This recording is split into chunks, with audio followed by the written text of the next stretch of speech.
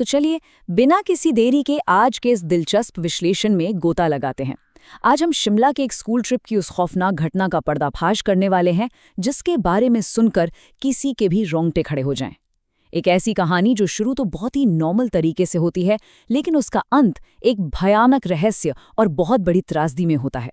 हम हर एक पहलू को बहुत ही बारीकी से देखेंगे ताकि समझ सकें कि उस मनहूस रात असल में हुआ क्या था। अब आपके मन में सबसे पहला सवाल यही आ रहा होगा कि आखिर एक साधारण सा स्कूल ट्रिप 2 छात्रों की मौत का कारण कैसे बन गया। और सच कहूं तो यही वो सवाल है जो हमारे आज के इस पूरे विश्लेषण के बिल्कुल केंद्र में है। बिना किसी अलौकिक या अंधविश्वासी नतीजे पर सीधे छलांग लगाए हम घटनाओं की उस पूरी कड़ी को डिकोड करेंगे जिसने इस भयानक त्रासदी को जन्म दिया। ये देखना बहुत जरूरी है कि एक छोटी सी गलती कैसे इतने भयंकर अंजाम तक पहुंच सकती है। अब देखिए, किसी भी घटना को समझने के लिए उसका बैकग्राउंड समझना बहुत जरूरी है। जरा इमेजिन कीजिए, बस अचानक खराब हो जाती है, रात का समय है और चारों तरफ पहाड़ों और घने पेड़ों से घिरा हुआ एक बिल्कुल सुनसान होटल। ये जियोग्राफिकल आइसोलेशन यानी दुनिया से इस तरह कट जाना इस कहानी का सबसे अहम हिस्सा है। 3 दोस्तों आयु, अमन और रोहन को उनके टीचर्स और बाकी क्लासमेट्स के साथ इसी सुनसान जगह पर रुकने के लिए मजबूर होना पड़ा। मतलब अगर कुछ गलत होता तो बाहरी मदद का वहां तक पहुंचना लगभग नामुमकिन था। तो ऐसे में इन लड़कों ने एक प्लान बनाया। सुनने में ये प्लान बहुत ही मासूम और सच कहें तो काफी बचकाना लगता है। प्लान ये था, गार्ड के सोने का इंतजार करो, चुपचाप खिसक कर पास वाली झील तक जाओ, कुछ बढ़िया तस्वीरें खींचो और वापस आकर पूरे स्कूल में हीरो बन जाओ। दरअसल पिछले ट्रिप के कुछ लड़कों ने भी ऐसा ही किया था और वो काफी पॉपुलर हो गए थे। बस यही वो फेमस होने का कीड़ा था जो उनके लिए एक भयानक सपने की शुरुआत बनने वाला था। अब वो निकल तो पड़े, लेकिन जरा स्थिति की गंभीरता को समझिए। एक तो रात का घुप अंधेरा, ऊपर से खून जमा देने वाली शिमला की ठंड और एक ऐसा वीरान जंगल जहां मोबाइल में सिग्नल का एक डंडा तक नहीं था। इस हालत में वो करीब 30 से 60 मिनट तक लगातार चलते रहे। कोई रास्ता नहीं, कोई दिशा नहीं। आप कल्पना कर सकते हैं कि उस गिरते तापमान में दुनिया से पूरी तरह कट जाने का वो एहसास उनके लिए कितना खौफनाक रहा होगा। उन्हें जल्दी समझ आ गया कि वो बुरी तरह भटक चुके हैं। लेकिन कहानी में असली और भयानक ट्विस्ट अब आता है। घबराकर जब उन्होंने अपनी फ्लैशलाइट जलाई और होटल का रास्ता ढूंढने के लिए पीछे मुड़े तो रोहन वहां था ही नहीं। वो गायब हो चुका था, बिल्कुल गायब। ये वो टर्निंग पॉइंट है जहां से सब कुछ उनके कंट्रोल से बाहर हो जाता है। एक पल में एक नॉर्मल सी भटकन एक खौफनाक रहस्य में बदल गई। उस पल उन दोनों लड़कों ने जो पैनिक महसूस किया होगा ना, उसे शब्दों में बयां करना नामुमकिन है। और फिर उन्हें कुछ सुनाई देता है। उस पिच ब्लैक जंगल में भागते हुए कदमों की आवाज और उसके ठीक बाद मिट्टी खोदने की वो अजीब सी डरावनी आवाज। सोर्सेस बताते हैं कि बुरी तरह डरे हुए आयु और अमन ने जब उस आवाज का पीछा किया और झाड़ियों के पीछे देखा तो उनका खून सूख गया। बिना किसी रोशनी के सिर्फ एक आवाज के सहारे उस जंगल में आगे बढ़ना ही अपने आप में शुद्ध खौफ का अनुभव है। और झाड़ियों के पीछे क्या था? उन्होंने देखा कि रोहन पागलों की तरह मिट्टी खोद रहा है। लेकिन ये सिर्फ शुरुआत थी। जैसे ही रोहन पलटा, उसकी आंखें एकदम काली पड़ चुकी थी, मानो किसी ने उसकी आंखें ही निकाल ली हों। फिर उसने एक अमानवीय राक्षसी ताकत के साथ अमन को जोरदार धक्का दिया और अजीब से दौरे पड़ने के बाद वहीं बेहोश हो गया। अब ये बिल्कुल साफ हो चुका था कि मामला सिर्फ दोस्त के गायब होने का नहीं था, बल्कि कुछ बहुत ही खतरनाक उनके सामने खड़ा था। आप सोच रहे होंगे कि बात यहीं खत्म हो गई? बिल्कुल नहीं। अचानक से अमन पर भी उसी रहस्यमयी स्थिति का असर होने लगा। जैसे ही रोहन को होश आया और वो घबराहट में चिल्लाने लगा, आयु की नजर अमन पर पड़ी।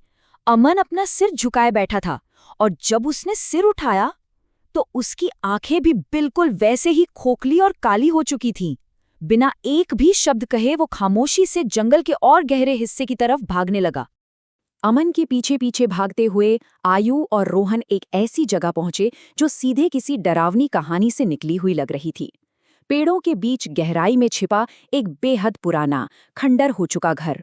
एक ऐसी जगह जहां देखकर ही लग रहा था कि सालों से किसी इंसान ने वहां कदम तक नहीं रखा है। दोनों लड़के अंदर से पूरी तरह टूट चुके थे। डर के मारे कांप रहे थे, लेकिन अपने दोस्त अमन को बचाने की डेस्परेशन में उन्हें उस वीरान और जर्जर खंडर के अंदर जाना ही पड़ा। और अंदर का जो नज़ारा था वो विज्ञान, तर्क सब कुछ झुठला देने वाला था। अमन वहां मौजूद था, लेकिन वो जमीन पर नहीं था। वो हवा में बिल्कुल बीचों बीच बेहोशी की हालत में लटका हुआ था। सोर्स बहुत साफ तौर पर बताता है कि इस पल ने आयु और रोहन के मन में ऐसा शुद्ध खौफ भर दिया जिसे वो कभी नहीं भूल पाएंगे। इस दृश्य को देखकर किसी का भी सदमे में जाना बिल्कुल तय है। और सबसे खौफनाक बात बताऊं, उस कमरे में अमन अकेला नहीं था। वहां एक बूढ़ी औरत हवा में लटके हुए अमन से बात कर रही थी। सोर्स से मिली जानकारी के मुताबिक उसका हुलिया रूह कंपा देने वाला था। बिल्कुल काली खोखली आंखें, शरीर से लटकती हुई ढीली खाल और उलझे हुए सफेद बाल। जरा सोचिए, उस भयानक एंटिटी को अपनी आंखों के सामने देखकर वहां एक सेकंड भी रुक पाना किसी के लिए कैसे मुमकिन हो सकता है। दहशत के मारे जब लड़कों ने वहां से अपनी जान बचाकर भागने की कोशिश की तो उन्होंने सीढ़ियों की तरफ मुड़कर देखा। वो बूढ़ी औरत सीढ़ियों से नीचे उतर रही थी, लेकिन इंसानों की तरह नहीं, वो किसी कीड़े की तरह बेहद अजीब और अस्वाभाविक तरीके से रेंगते हुए तेजी से नीचे आ रही थी। उस तेज और डरावने मूवमेंट ने उनके डर को चरम पर पहुंचा दिया और वो अंधाधुंध जंगल की तरफ भाग खड़े हुए। अब इसे किस्मत की क्रूरता कहिए या कुछ और, जंगल में बेतहाशा बिना किसी दिशा के भागते हुए वो आखिरकार वहीं पहुंच गए जहां वो असल में शुरुआत में जाना चाहते थे, वो झील। लेकिन अब ये उनके लिए कोई पिकनिक स्पॉट नहीं था, बल्कि एक श्रापित मंजिल बन चुका था। उनकी वो मासूम सी योजना अब मौत के उस आखिरी जाल में तब्दील हो चुकी थी जिससे वो किसी कीमत पर नहीं बच सकते थे। और इसी झील पर सब कुछ खत्म हो गया। एक अनदेखी अदृश्य शक्ति ने उन्हें पानी के अंदर खींच लिया। दोनों झील के गहरे ठंडे पानी में गिर पड़े। अंधेरे पानी के अंदर जान बचाने का वो हताश संघर्ष। आयु किसी तरह हाथ पैर मारकर किनारे तक पहुंचने में कामयाब रहा, लेकिन उसके ठीक सामने रोहन पानी के नीचे डूब गया। और ये सब देखते देखते आयु भी चक्कर खाकर वहीं बेहोश हो गया। इस पूरी खौफनाक रात का ये सबसे दर्दनाक और शॉकिंग पल था। अगली सुबह कहानी हमें वापस हकीकत में लाती है। जब आयु की आंख खुली तो वो उसी होटल के कमरे में अपने बिस्तर पर था, लेकिन जब वो बाहर गया तो दुनिया बदल चुकी थी। वहां पुलिस की गाड़ियां थीं, बहुत सारी टीमें थीं और जमीन पर अमन और रोहन के शरीर सफेद चादरों से ढके हुए पड़े थे। वो भयानक रात तो गुजर चुकी थी, लेकिन अपने पीछे दो दोस्तों की मौत की एक बहुत ही गंभीर और दर्दनाक सच्चाई छोड़ गई थी। अब इस पूरी घटना की जांच के बाद हमारे सामने दो बिल्कुल अलग नजरिया आते हैं। एक तरफ पुलिस का ऑफिशियल कंक्लूजन है, जो इसे सीधे सीधे एक मर्डर यानी हत्या का केस मानता है। वहीं दूसरी तरफ वहां के स्थानीय लोगों की अपनी मान्यता है, जो साफ कहते हैं कि ये सब उस बूढ़ी औरत की प्रतिशोधी आत्मा का काम है। एक न्यूट्रल नजरिया रखकर देखें तो ये बहुत दिलचस्प है कि कैसे एक ही घटना को तर्क और लोक कथाओं के दो बिल्कुल अलग चश्मों से देखा जा रहा है। लेकिन आखिर लोकल लोग ऐसा क्यों मानते हैं? उनकी कहानियों के अनुसार इस खौफनाक रहस्य के पीछे एक बहुत ही भयानक इतिहास छुपा है।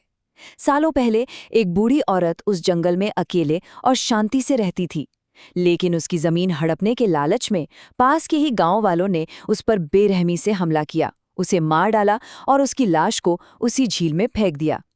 और माना जाता है कि गांव वालों का वही लालच और क्रूरता उस श्राप की जड़ है, जिसके कारण वो आत्मा आज भी अपना इंतकाम ले रही है। और इसीलिए इस पूरे इलाके में स्थानीय लोगों की एक बहुत ही सख्त चेतावनी गूंजती है। रात के समय कोई भी उस जंगल या झील के पास नहीं जाता। इस पूरी घटना को बारीकी से समझने और दोनों पहलुओं को देखने के बाद मन में ये सवाल जरूर उठता है कि क्या सच में कुछ सीमाएं ऐसी होती हैं जिन्हें पार करना जानलेवा हो सकता है? क्या दुनिया में कुछ जगह ऐसी हैं जिन्हें बस अनसुलझा और अछूता ही छोड़ देना चाहिए? ये एक ऐसा सवाल है जो हमें बहुत गहराई से सोचने पर मजबूर कर देता है।